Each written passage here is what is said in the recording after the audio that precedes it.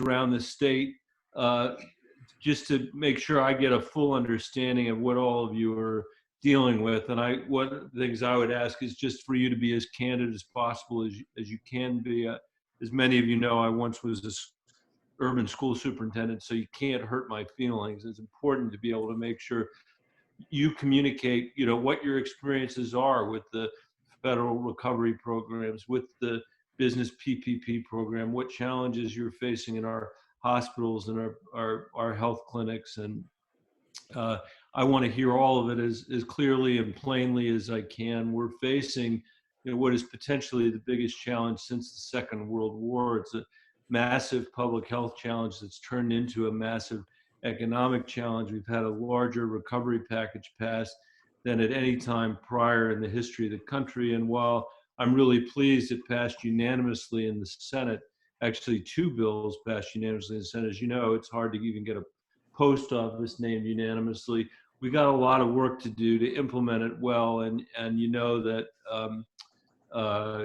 when you're dealing with something that large, you're going to run into trouble. I have been focused on the needs of rural hospitals during the course of this with John Barrasso, whom some of you may know is a Republican senator from Wyoming, working together to lead an effort to make sure that the administration is focused where they need to be on healthcare. And obviously we stand ready to help you in any way I can. Tonight, I really want to listen. So if I don't respond, it's not because I'm not interested. It's because I'm taking notes, and I want to make sure all of you who are on Kathy's list get a chance to speak. But know that you don't have to wait for these calls. If you've got issues, everyday issues, healthcare issues, PPP issues, which is the Paycheck Protection Program, or other, just anything, please know that you can always reach out to James Thompson, my regional director. His number is 970-224-2200. Again, it's James Thompson, and he's at 970-224-2200. And with that, Kathy, I'm going to turn it back to you, and be quiet and listen to what everybody has to say. Well, first up to talk to you this evening is Terry Hoffmeister. Terry is a first-term commissioner out of Phillips County. And Terry, it's up to you now. Okay, Kathy. Senator Bennet, thank you so much for being on with us. I know you're busy, as most everybody is. Right. Concerns for Phillips County. There are a lot of cuts for DHS, which I realize that's at the state level. Very concerned. We work with a small budget, small county. We're all ag, as I think you already know that. We have 0 manufacturing in our county. But the cuts that are coming down for DHS, for human services, I don't know how they're going to be able to survive. I mean, we have to survive, but I mean, I don't know how we can deliver the services at the level that we've been delivering them. Thankfully, we have a great mental health institute that services our area, Centennial Mental Health. We have them. We have some other entities that we rely on so much. I don't know where we're going to make the money up at. And I don't expect the government to bail us out either. I'm not one of those that expects that. We have 2 small hospitals. Thankfully, both of them have got some monies out of the CARES program. Oh, good. And thank you. We needed it because our days of money on hand was getting pretty close to that 0. We relied a lot of the stimulus checks that were sent out. It was amazing. We have 2 main towns, Haxton and Holyoke, and they both did a fund. We did it in the paper. You know, if you don't have a use for that $1,200, we do have. And so far, we've got almost $20,000 in one community and over $60,000 in the other one of donated money. And most of that, I think, came from the stimulus $1,200 checks. That is unbelievable, Commissioner. I have done these calls night after night after night after night, and I have not heard a story like that. And it literally brings tears to my eyes to hear it. We are a You must community. be very proud of your community. Thank you. We are. And that's why we give back to our community. We're struggling, as everybody is, with graduations and other things. I did put in for a waiver to try to get some things opened up. That's still in the process of being done. I believe they're going to work with us. We're very positive about that. The things that I ask of you would be, it's pretty inevitable. Property taxes are probably going to drop. And that's going to drop our money coming in for the next couple of years. Grain, livestock, milk, as you well aware of, the prices are in the tank. Yeah. Anything we can do there, I know you're working with Sonny Perdue to work with that. I do appreciate that, and I know they got some things in the works that looks pretty good. Being a farmer and a rancher myself, so that I thank you. I see some good positive things are coming out of this pandemic. I don't like that word, but it's what it is. Other things I think we need to work on is, I don't know how we're going to be pulled. The state of Colorado is going to pull themselves out of this. We're going to need oil and gas. We're going to need everything we can possibly do to use the revenue. That's my opinion. I strongly urge they slow down on the Air Quality Commission from putting some things in place that are going to shut down all of our stripper wells. Whether you can help with that part, I don't know. That's moving too fast during this time with, it seems like very little oversight because they're being able to push some stuff through. It's looking like. I've been on quite a few of those meetings. But it will be detrimental to us small areas that have the small stripper wells. We rely on that money so much between the tax base and stuff. That's mostly it for us as a county. I think my 3 minutes are probably up, Kathy. Thank you, Terry. And I thought I'd tell you maybe that I'll just kind of raise my hand as your 3 minutes are getting close, so we make sure we get everybody in.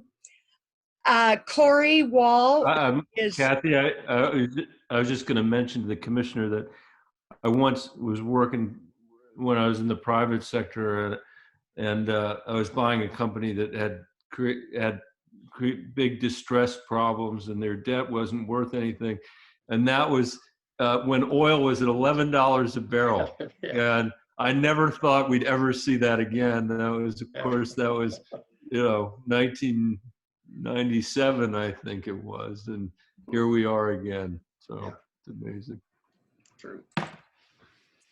Okay, next up is Commissioner Corey Wall. He is out of Kit Carson County, Burlington, Colorado area. And Corey, if you'll unmute yourself and please go ahead.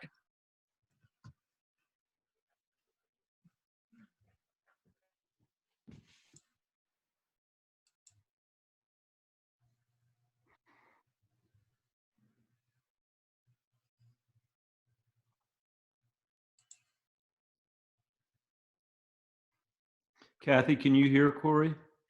No, I'm looking for where I had him. We might have lost him. Because he had called in, so we may have lost him. Let's just go ahead. And our next one is the mayor of Akron, Colorado, which is one of the very small towns in our region in Washington County. And that is Mayor Brittany Kusel. Did I say that right, Brittany? You did, thank you. And Brittany also is an advocate at the Sheriff's Department, so she has a dual role. Thank you, Senator Bennet, for meeting with us. Thank you, Mayor. I first would like to kind of address some things on the town basis, and then I can discuss a little bit from the Sheriff's Office side. Luckily, the town of Akron has not suffered substantially financially. Our tax revenue is still doing well, but we are not a tourist town. And so a lot of our tax revenue is staying here because people are still shopping locally and not going anywhere. one of our frustrations really at this point is the lack of local control for rural Colorado. I've talked to other small communities in rural Colorado, and we feel like we don't have any control over what's going on. We have business owners coming in and asking for help and to be able to open up. We've got restaurants and bars that are struggling. And as a town, we don't have the ability to help them do that. Right. So that's hard for us. Washington County as a whole has had 9 cases since April 25th. Only 4 cases in the last month. So Akron and Washington County is just naturally social distanced. And so that's helped us for sure. But there are businesses that are still struggling because they can't function at full capacity. And that's on the state level, not the federal level, but that's definitely one of the things we're struggling with the most. As a sheriff's office, I spoke with the sheriff before my meeting today just so I could get some input from him. And really, we've seen a huge increase in theft and burglary cases and really domestic violence cases. And I think the largest increase is mental health cases. I think that the effect on rural Colorado isn't as much the cases of COVID as the effect that the stay-at-home order and the quarantine has been on our citizens. It's been really tough. And I think the mental health aspect of that has been more of a struggle than the actual cases. So it's been hard, you know, as the commissioner previously was talking, we've had such bad commodity prices and such challenges with trade, and now on top of that we have COVID and hitting all the other dilemmas that are occurring at, you know, sort of at the same time in rural Colorado. So I really appreciate you raising the mental health issues in particular. thank you. Thanks, Mary. Anything else, Brittany? No, thank you very much, though. Thank you, Mayor. I appreciate it. Commissioner Wall has rejoined us. So, Commissioner, if you would join in.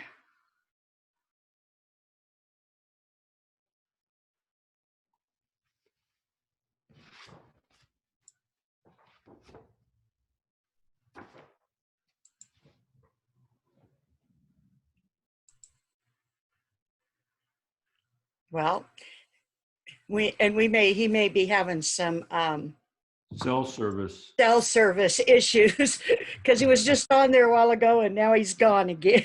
Oh, we'll be here for a while. So. Yeah, we'll catch up with him one way or another. Yep.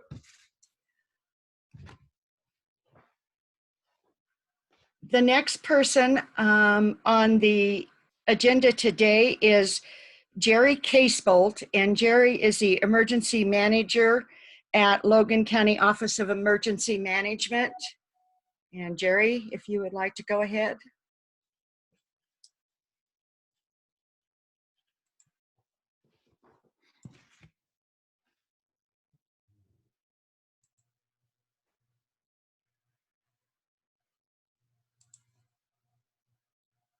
Well, All right, thank you, Mr. Bennet. Jerry, is that you? It is. Hey, Michael. Nice. Thank you. Sorry, I didn't hear you, but I hear you perfectly now. Yeah, sorry, I didn't get my phone unmuted. That happens in every single meeting that I have, and half the time it's me. Right, exactly. So I guess thank you for your time, and I will try and make it.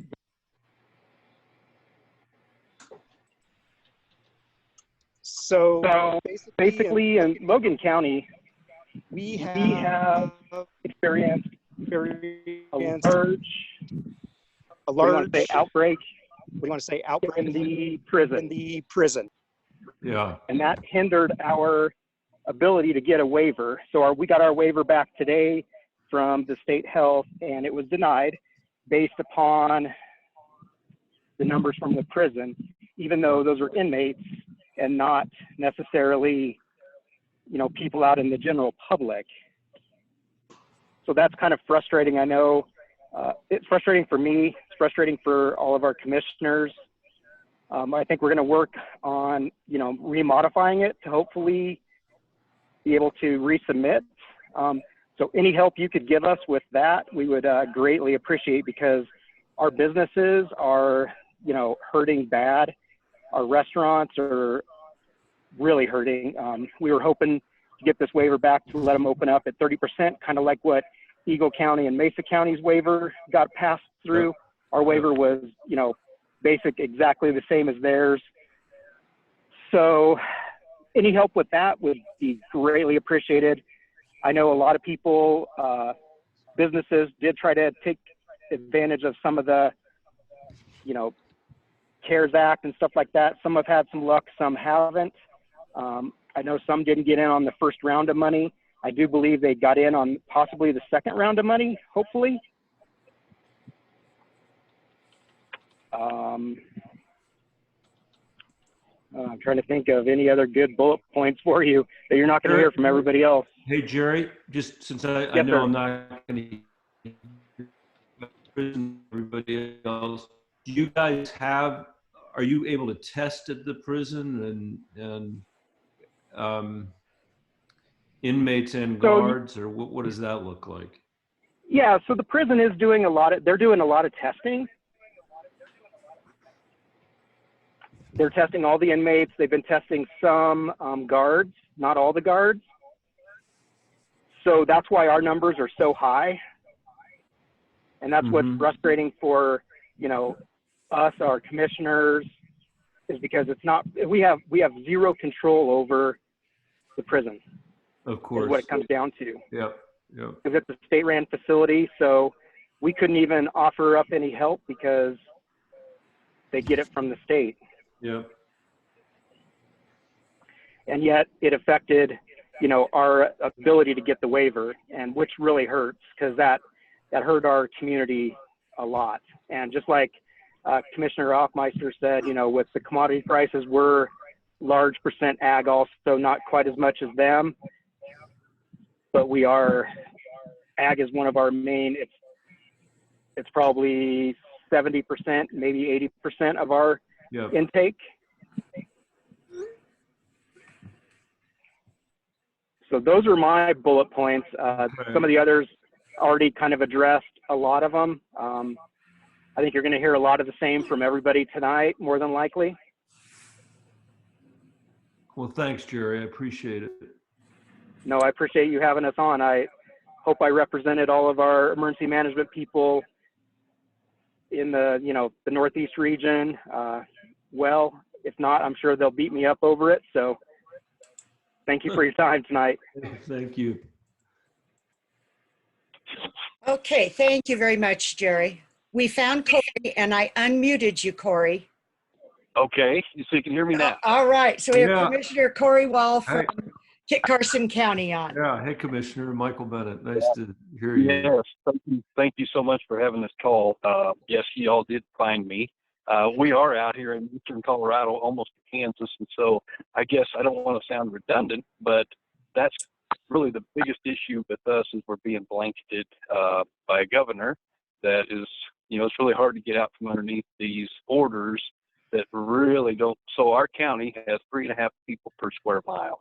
Yep. And so, you know, that's a real tough blanket to have to put ourselves under when it just doesn't apply. And it's hurting our economy out here, because we have those that maybe have been deemed as non-essential, that, you know, that may be what it looks like from the outside. But when somebody has invested their life savings into their business, but now they're non-essential, it's just pretty heartening to watch those businesses go under.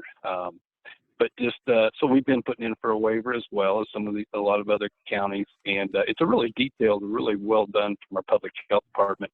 But at the state level, we've actually submitted it 3 different times, just because they wanted a correction, and instead of just taking that correction and doing whatever with it, we had to resubmit it. And so it's like going to the back of the line each time. So For 3 weeks, we still don't have no answer, and our constituents are really getting uneasy and starting to maybe not trust their local government. That's a real tough position to be in. And so I know from a national level that's probably more dealing with what we can do for No, the resources and things like that. But we have a hospital out here that's been empty for 2 months, and so.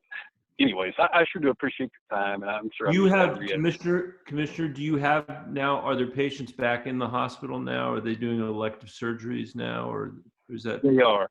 Yeah. Yes, they're slowly opening up, and they actually was in when we went through this waiver process. I wanted to bring in the community leaders in developing that waiver, and the hospital was at the top of that list, and I wanted them on board, and so.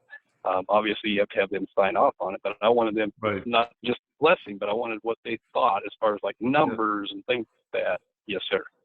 And I can certainly carry back the process issues around the waivers. I think, the governor's office, I'm sure, would be interested to hear about that. And so you're right, it's not federal, but I'm saying that out loud so the staff from my office that's on the phone can help me follow up on that. We'll use yours as an example. Thank you. Thank you so much. And that's all I have. Commissioner. Appreciate you being on today. Thanks for being resilient and getting back on. You're welcome. Thank you. Next, we have the CEO of Lincoln Community Hospital, Kevin Stansberry, and this hospital is in Hugo, Colorado. Kevin? Thank you, Kathy. Hi, Senator. How are you today? Hi there. How are you? Always good to see you. Hey, I wanted to pass along greetings to Senator Barrasso for me. I knew him when he was an orthopedic surgeon in Casper. Did you really? I did. So I was working in Cheyenne. We ran across paths quite a bit. Again, thank you for your support of rural health care. I have a couple specific issues. I'll send this in a letter to James and to Santiago. Santiago's been great. I correspond with him pretty regularly. Good. First issue is under our care center. As of today, there are 206 outbreaks across the state in communal living facilities. Those are nursing homes, assisted living, etc. So far, we've been very lucky, and I'll ask everybody's prayers on the phone that stays that way. We don't have an outbreak here at Lincoln Community Hospital. However, what I need is testing for our staff. I'd like to be able to test my staff every day before they come to work and interact with our residents. And there's just not the testing supplies nor the ability. And so if there's anything you can do to help us with that, that would be great. Secondly, under CMS guidelines, we'd like to get some clarity on what protection for the residents. We're getting some conflicting information. Even though our residents have been isolated, we don't allow any visitors. There's some guidance that are requiring residents to wear masks at all time, and that's just not feasible. Folks have a hard time breathing anyway. We've got them isolated. We'd like to get some clarity on those guidelines. Lots of folks have mentioned behavioral health services. I'm really worried about the behavioral health, the mental health of our care center residents, and just some way to help us provide more resources there. And that's likely a reimbursement issue, both from telehealth and on in-person visits. And then finally, in the care center, some education resources, because we have folks on both sides of the spectrum, Michael. We've got folks that are absolutely scared out of their minds about this, and we have other people that maybe aren't taking it seriously enough. And so how can we get some straightforward education? CDC's got a lot of stuff, but we really need to figure out a way to educate the local populace. Our home care services, as you know, offer home care, and we've got paramedics that work for us. I've asked a couple of times if we could evaluate cost-based reimbursement for care and for our transport services. What our plan here locally is we try to take care of these folks at home as much as possible rather than having them admitted to the hospital. And the reimbursement just doesn't cover my costs. We're going to do it, but if there's a way we could get some better cost-based reimbursement for both home health and transport services. Also on the home services, we're doing a lot of home visits, mostly by telemedicine. About 40% of our clinic visits right now are via telemedicine, so we really appreciate the clarity on the rules with that. But one thing that gets in the way is I can't send a nurse out to help the patient and have the doctor be via telemedicine because I don't get paid for the nurse. Again, we're doing it, but it's hurting my ability to take care of patients. Yep, yep. Finally, on our hospital services, we've been one of the hospitals in the state that have accepted patients from the city who are recovering from COVID-19. That's worked really well. So far, we've taken patients from Greeley and from Denver. We have had some issues. And again, we're going ahead and accepting the patients, but some real questions on reimbursement, whether these patients qualify for inpatient admission. But the nursing homes aren't taking them because their rule is I can't take them if they've had COVID-19. Right, So we're trying to right. get them into our swing bed service. Medicare Advantage has worked with us on that, but Medicare has not. And so if we could get some help on that. On the financial issues, we're very grateful for your support and Senator Gardner's on the PPP. We were able to take advantage of that. And I got to tell you, from our Eastern Plains Consortium, as you know, those 9 hospitals out on the Eastern Plains, as far as I know, everybody applied and everybody received funds. So That's great. that's really great. good. We are all a little bit nervous about the HHS funding, both the first tranche and the second tranche. The rural tranche was very generous, and that's helping us a lot in terms of having cash to continue our operations. But we're really concerned about the ambiguity of the terms and conditions. We've gotten advice from our attorneys not to sign any yet. There's still guidance coming out from HHS on what those are going to be, but we're nervous about not being able to meet those terms and conditions and then having to give the money back. I read your release about the Medicare advance payment and your work on trying to get some better flexibility on that. So we really appreciate that. I'd ask you to consider for certain hospitals, critical access, those of us who have very limited cash, to consider even more flexible terms. I know there's 90 members of Congress that have signed a letter asking that be waived. I don't know that I would ask you to waive that. That'd be very generous, but give us more time to pay that back. Last point, I know, Kathy, you're waving at me. The oil prices, we worry about that too, and that's the reason to try to sustain that funding.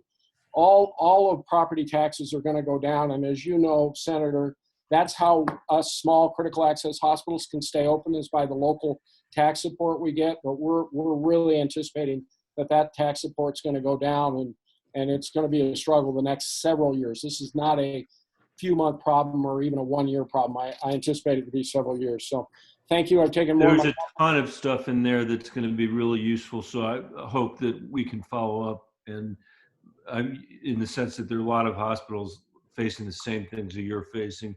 Rasso, your friend, and I were on the phone the other day with the Secretary of HHS, pushing them on the window of the repayment schedule that you were just talking about a second ago, but there are a whole bunch of other things in there too. So I'm sure Santiago got the notes, and I got my own set here. So thanks. Hang in there, by the way, and good luck with everything. Yeah, appreciate all your support. And Santiago, I'll get you a note out tonight. Great. Thanks. Thank you very much, Kevin. A lot of the discussion today has brought up the mental health part of it, and our next speaker is Liz Hickman, who is the head of Centennial Mental Health and covers, I believe, 10 counties in our area. So Liz, I'll turn it over to you. All right. Thanks, Kathy. And thanks so much, Senator Bennet. Thanks, Liz. Nice to see you, albeit on the Zoom mode, maybe another day in Washington, D.C. when we can all travel freely again.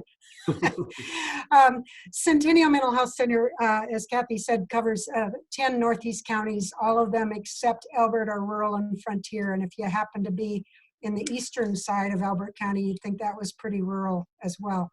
So we have, I think, as probably as successfully as any behavioral health center has been able to do, pivoted rather quickly mid-March to do telephone and televideo delivery. We have done a lot of that historically, but it's always been office-based, or typically was office-based. And now we're able to deliver telehealth services, televideo services to clients in their home. So we're pretty excited about that, and I think there'll be some opportunities for an expanded array of the ways we can deliver service in the future. We're still serving about 2,200 clients a month. Through April, we were still at that rate.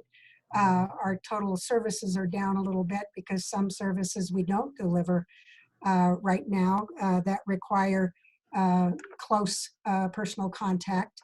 But we're still serving almost the same number of people, which is good.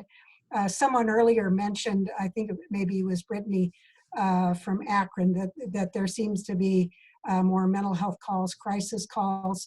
For a while, it was almost like there was kind of this flee to health.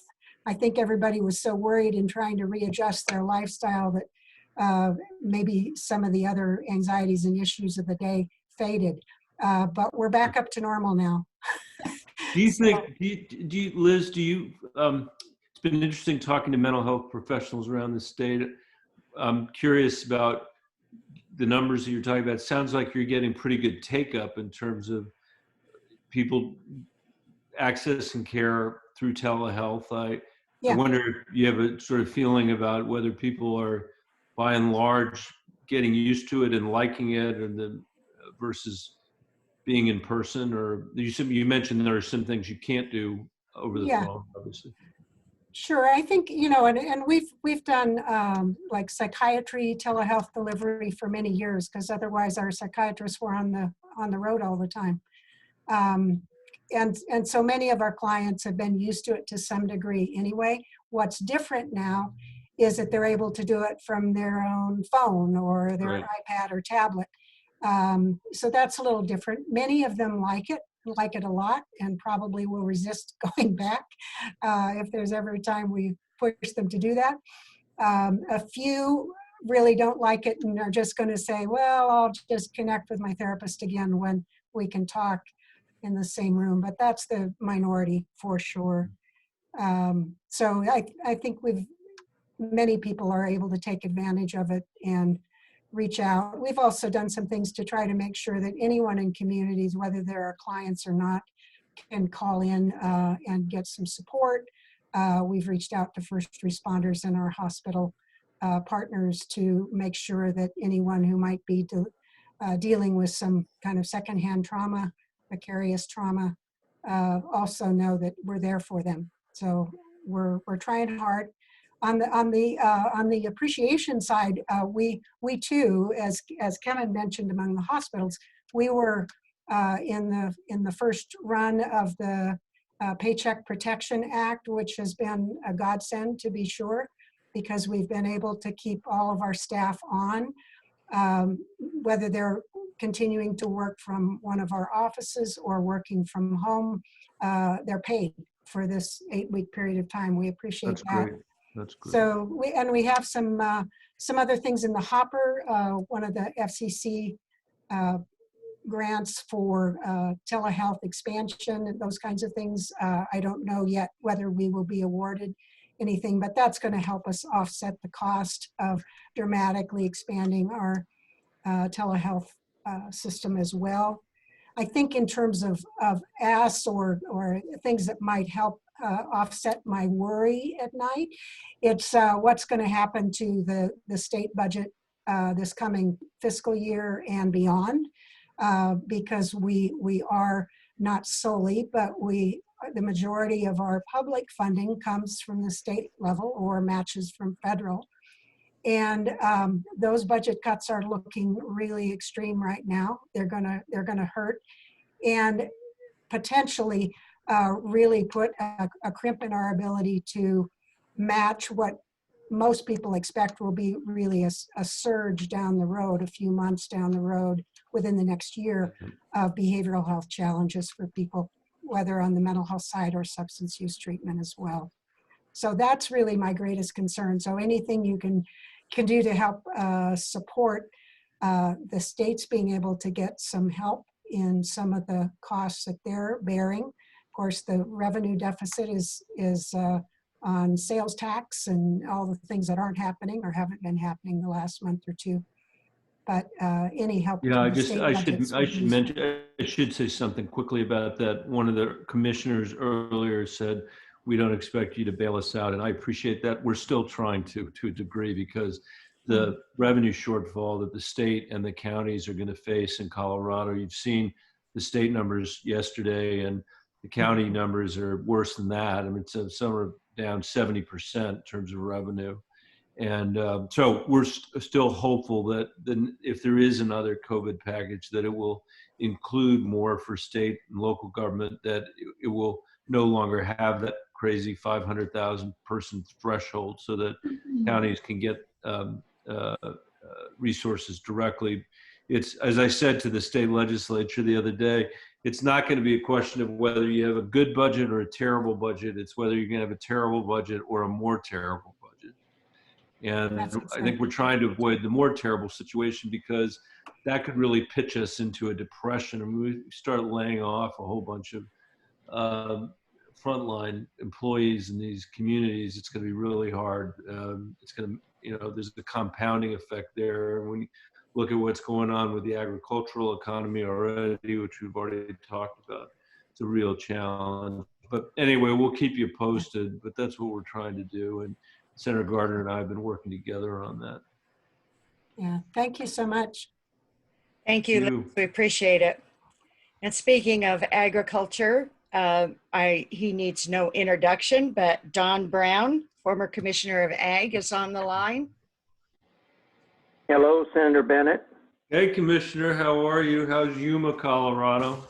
Oh, Yuma, Colorado is fine, except for, and we're not going to start down the list, right? But we're doing fine, Senator. I mean, I can't help but think, as I listen to the resilience of all the folks you've talked to today, and this helper self attitude that we have out here in rural, but sometimes these things are bigger than we are, as you're well aware.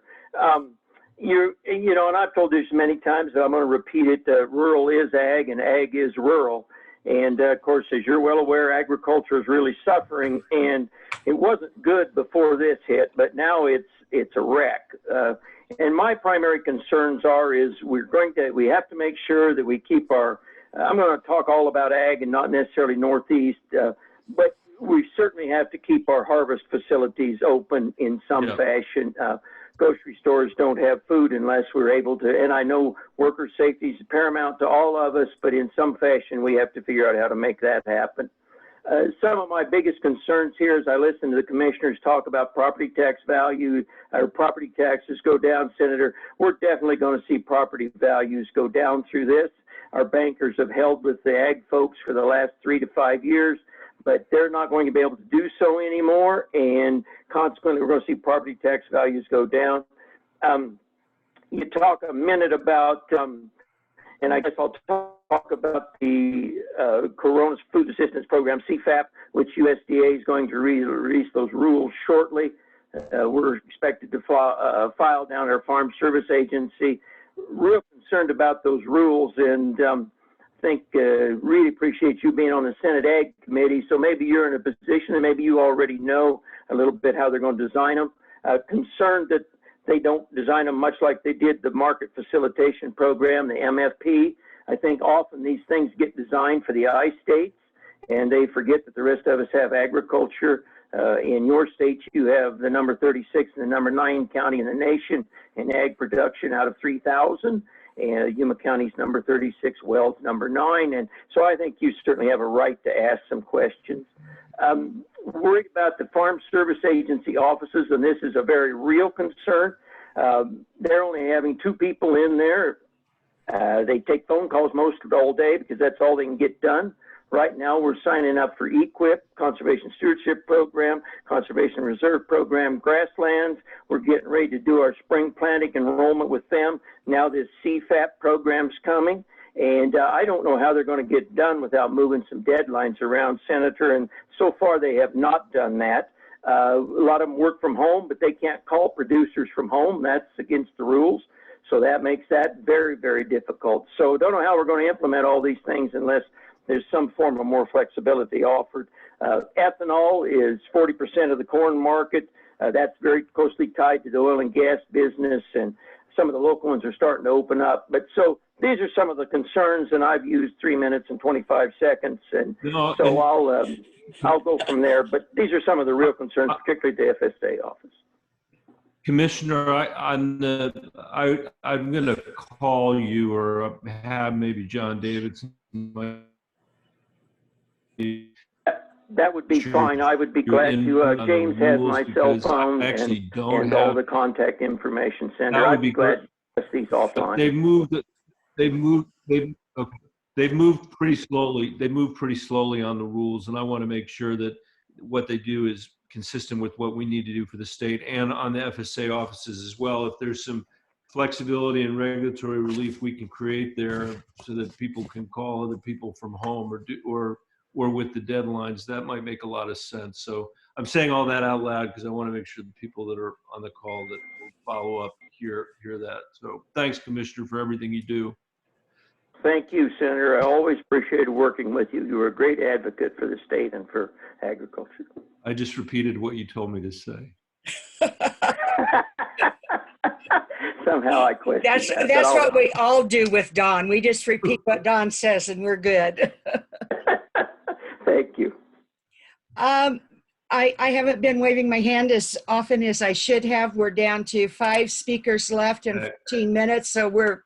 All right, I'm going to not respond. I'm going to be really. So our next speaker is Mike Sullivan. Mike is the Executive Director of Sedgwick County Economic Development, and Mike is based up in the Julesburg area.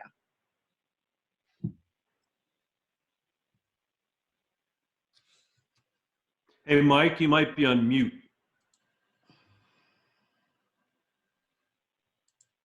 He called in. Let me see if I can find him. Oh, here he is. Can you hear us now, Mike? Yep. Can you hear me? Hear Yep, you go perfect. ahead. Thank you, Kathy. Senator, thank you very much. We appreciate you taking the time to hear our concerns. I'm going to keep it short. Our local small businesses, as you have heard from a lot of people in our part of the world, Senator, are hurting pretty bad. Don Brown, who is an amazing supporter of ag in the country and in Colorado, that ag support is huge. I think one of the things I'm hearing a lot from locals is what are the long-term effects going to be of this and what is the new norm going to look like? And one thing I'd like to hear from you, Senator, and I will end with this, what is the latest stimulus package that was introduced in the House today? What does that contain and how's that going to solve any of the problems that have not been addressed by the package that was already passed? So, Senator, thank you. I'll go back on mute, and I look forward to your response. Thank you, sir. Great, thanks, Mike. There is a bunch more help in that package for state and local governments, like we were talking about today. About $1 trillion or so is state and local. That's the biggest part of it, and that's mostly meant to be revenue replacement for revenue that's been lost, so that hopefully the job losses can be restrained. There's more money in there for the business programs that we talked about earlier. There's more money in there for individual payments.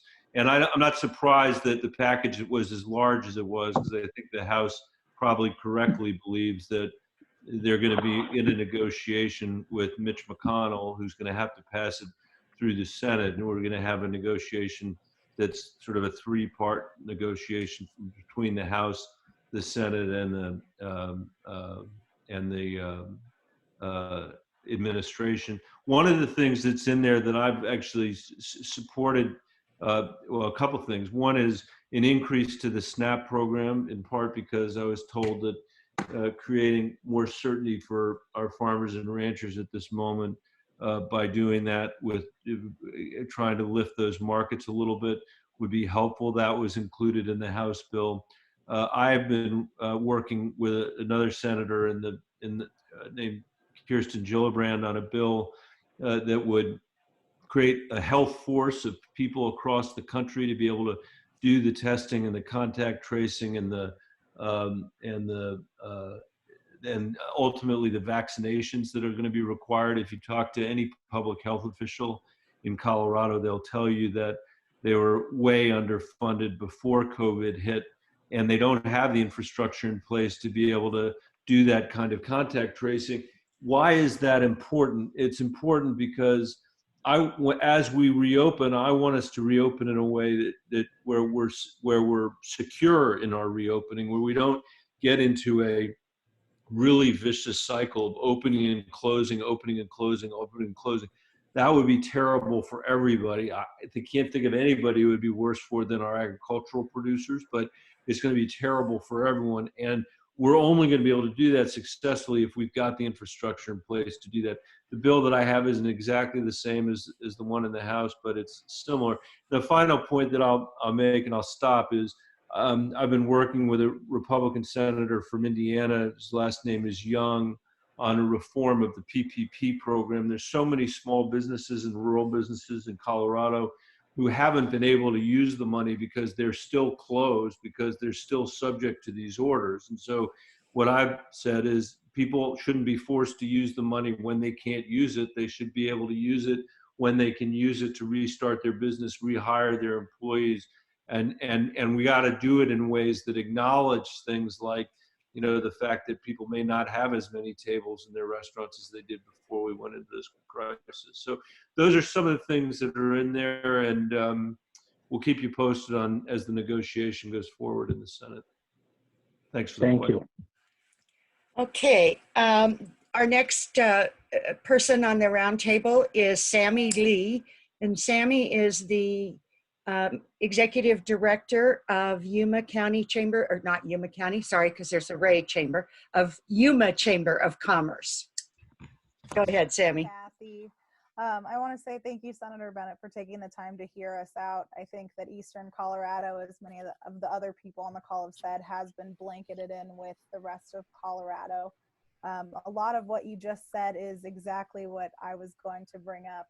These small businesses are definitely hurting, and speaking with a lot of them, one of their main concerns is what it's going to look like if they have to close in the fall again.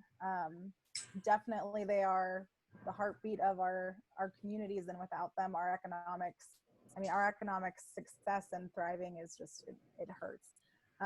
So the funding that they have gotten has definitely been a little bit of a relief for a lot of them. As you just mentioned, some of them aren't able to open. So that is another concern that they've brought up to me is, you know, we aren't even able to use the funds that we've received, or we deplete them before we've really been able to get above water again. So any type of funding that continues to support our small businesses is definitely appreciated. But that has primarily been the main struggle. We also have very few cases. As the mayor of Akron said, we're kind of naturally social distanced out here. So any type of ability to open and let these businesses succeed would be wonderful to have. Sammy, I know you at least have a barber working there again, because Corey Gardner came back with a very serious haircut that he got on Saturday morning. That's good to hear. Thank you very much, Sammy. Next, we're going to go to a little bit of education. Jay Lee is the president of Northeastern Junior College in Sterling. And Jay, it's all yours. All right. Thanks, Kathy. Thank you, Senator. Appreciate the opportunity. And Nice to see you, Jay. Yeah. If you can see me, you can realize that I haven't had a haircut since February. So same. I do want to point out something that happened specifically with education, and it relates to the CARES Act and how it has helped our institutions. But at Northeastern, we are a campus that is a very active campus of student life with housing, athletics, music, theater, the whole gamut of things. But because we have housing, we were impacted by the stay-at-home order and the move to remote instruction. So we had 417 students on campus, and 390 of them went home when we had to go to stay-at-home. And so we had to give refunds to that population for their housing and for their food, for their meal plans. That cost the college $500,000. Yeah. So it's a pretty significant impact on our institution. Now, what was great was the CARES funds that you and the government has provided for us, very helpful. But there's a kind of an interesting dichotomy, I think, that's going on here, in that as a small rural college, we had to use our care funds that we had, the institution, for that refund that we gave to students. So essentially we had to kind of pay ourselves back to cover that loss that we incurred. Yep. As opposed to other colleges that don't have housing, that don't have that expense, they're now able to use the institutional dollars to build up, maybe build up their capability to do remote instruction, or to build up their technology, or build up their services to other students, to students in other ways, maybe with more personnel or things like that. Whereas I feel like with the small colleges, it was great, but it's helping us pay bills. It's not helping us get better in the process, if that makes sense. So I guess what I'd be asking for you to consider is these kind of support packages, which are great. And I don't want to deny anybody that they all should get it, but there's differences between the small rurals and the larger metropolitan institutions. I think in part because of our missions are different and the way we do things are different. So please consider that, I think, in the future, as you look at future packages related to education anyway. I think and you recognize that small rural colleges like Northeastern or Morgan Community College or Lamar or Otero or Trinidad were such a big part of our communities that if we are hurt and unable to function at the full level, we're going to hurt our communities as well. And that's the last thing any of us want. It's a huge issue, but so thanks. Thank you. Jay, appreciate it. We'll continue with education, but we'll go with the K through 12 route. And we have Ron Marostica, who is the interim superintendent at the Valley School District in the Sterling area. Ron? Listening to us about our concerns. I guess when I looked at the questions that Kathy sent to us, the impact that we're experiencing with COVID is the direct effect on instructional delivery, which I'm sure you've heard over and over. Distance learning has been a patch at best. We have no way of, at this point, knowing whether we're maintaining or growing students or affecting their achievement. I met with our district principals again today. The concern now has really been on getting to the end of this school year, which for us will be the 22nd of May. That'll be our last distance learning day for our students. The impact that it has had on graduation requirements, just that whole gamut of servicing students at a distance when you really need to have them right in front of you to be most effective. In looking ahead at the possibility of what might be happening in the fall, we spent probably an hour and a half with our local health department discussing what the requirements are in terms of the projections, I should say, about needing thermometers to enter buildings, because temperatures have to be taken.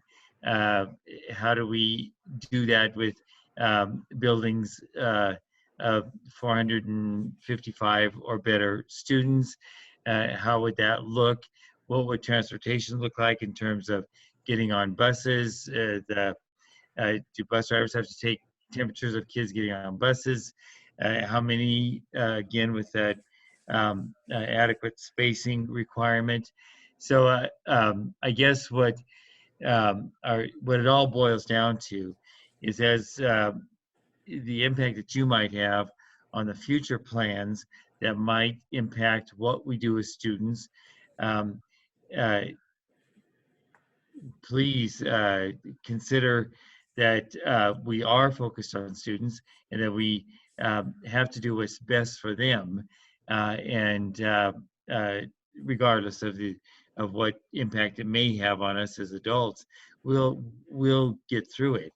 But we could be affecting a whole generation of students, and not only will that impact be based on what they didn't get for the remainder of this year since February or March, and if we don't start school on a regular basis in the fall, which we don't know about that either, how are we going to plan ahead to address those shortcomings so we don't have a group of students who, wherever they are in the system, whether that's pre-K or ninth grade, impacting what they're going to be learning over time when we do get back to normal.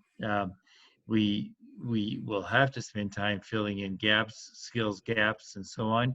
And what does that mean to graduation rates? What does that mean to even graduation years? Do we add a year to graduation for some, or just lots of questions along those lines. So I'll stop. I appreciate that, Mr. Superintendent. And I'll just say, for the benefit of everybody on the call, I've spent a lot of time listening, talking to teachers in Colorado throughout all this across the state, and they are under enormous amounts of strain as well. Just so you know that. I mean, they're really worried about their students. They're really worried about, as the superintendent was saying, about what's going to happen next fall. And I think we've expected a lot about our teachers without supporting them as well as we need to, and they're now going through a very tough patch here too. So I appreciate you being focused on the kids. That's exactly the right place to be focused, but we got to remember too, we got to find a way to support our teachers through this. Thank you, Ron. Senator, the last person on the roundtable today is Margot Ebersol. She is the interim executive director of Rural Community Resources Center. And this center probably deals with the most vulnerable of populations over the years. So Margot, we'll give you 3 minutes to get it wrapped up today. Okay. Well, luckily a lot's already been said, so that's helpful, part of being last. So the Rural Communities Resource Center has offices in Akron and in Yuma, and we serve Washington and Yuma counties and the surrounding area. Some of our programming has paused, like parenting classes and programs we do in the schools, of course. And the other areas like food bank, providing food to people, application assistance for SNAP and Medicaid, all those kind of things have really increased. We also are an Energy Outreach Colorado grantee to help people pay past due utility bills. So yeah, we've been very busy in all of those areas. And then additionally, we're just kind of the place that people come to for answers. So as people are navigating changes in school and waiting for answers in other areas, we get a lot of those calls as well. Kind of where do I go and who's the best person to help me? So a lot of directing and referring as well. So just really big increase in the number of people seeking food. Local stores have done their best to stay stocked up on what they can, but we tried to purchase things locally for our internal food banks from local grocery stores, which now of course is not able to happen in the same ways. We work with Food Bank of the Rockies a lot as well to get food provided for our food banks here. And they come once a month to each place as well, Food Bank of the Rockies does. And those numbers have just shot way up. And we're seeing people from all across the Northeast at those distributions. I'm curious about that just for a second. I was at a Food Bank of the Rockies food bank in the Denver metro area, and we were in a parking lot of the Dick's Sporting Goods operation there, and the people there from the food bank said that their estimate was that fully a third of the people that were showing up had never shown up before. And I wonder whether the order of magnitude increase is similar in your area. Yeah, so for Yuma County in April, we saw an increase of just over 70 households served. Yeah, So pretty big increases for us as well. Right. And then we've also just been trying to be very nimble and get funding as it's available from foundations and funders for things like emergency needs for people to pay bills. We've been able to work with our Early Childhood Council and the Office of Early Childhood to work on getting the FEMA shipment of diapers and formula and those items to distribute out to the community. And that's been interesting to learn the channels and the way FEMA works and those supplies coming. Yeah, so I think for us, the biggest thing is the unknown and not knowing how long things will go on. There's so many unknowns for people. And then just additionally, like other people have said, increase in stress for families, like Brittany mentioned, domestic violence. People being at home and in close quarters has caused more stressful situations for lots of people. And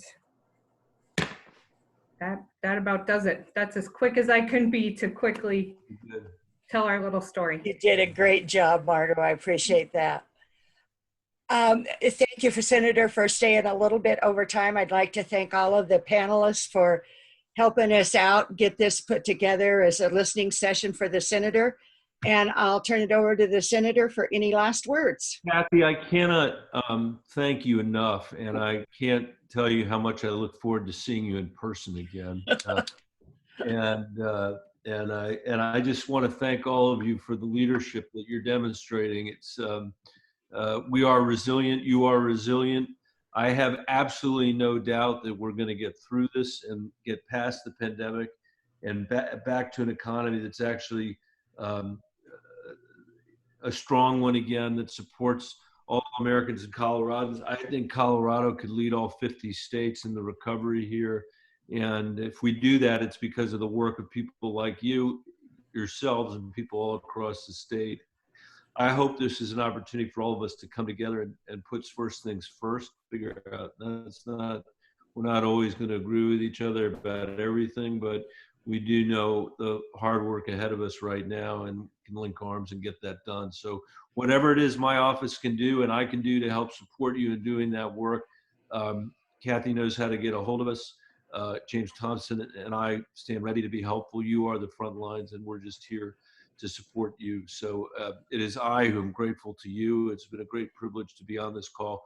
I actually wish everybody in America, or let me say this, every politician in Washington could have heard the observations that were made tonight, because I think with very concrete, very specific ideas about what we can do to improve things, I think we can move things forward. So thank you, everybody, and stay safe yourselves. Take care of yourselves. Make sure you listen to medical professionals, and I'll see you all soon. Thanks. Bye, Kathy. Thank you, everybody. Have a good evening.